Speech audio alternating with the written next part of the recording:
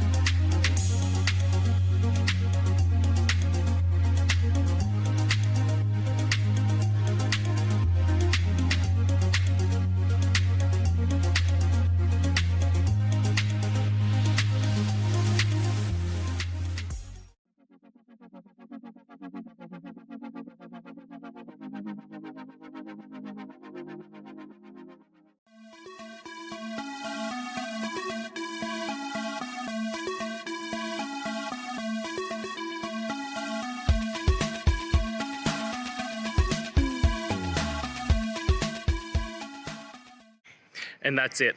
I hope that that's helped find the solution that you're looking for. And if it did, please, I'd appreciate it if you hit the subscribe button. Every time you hit it, it really helps.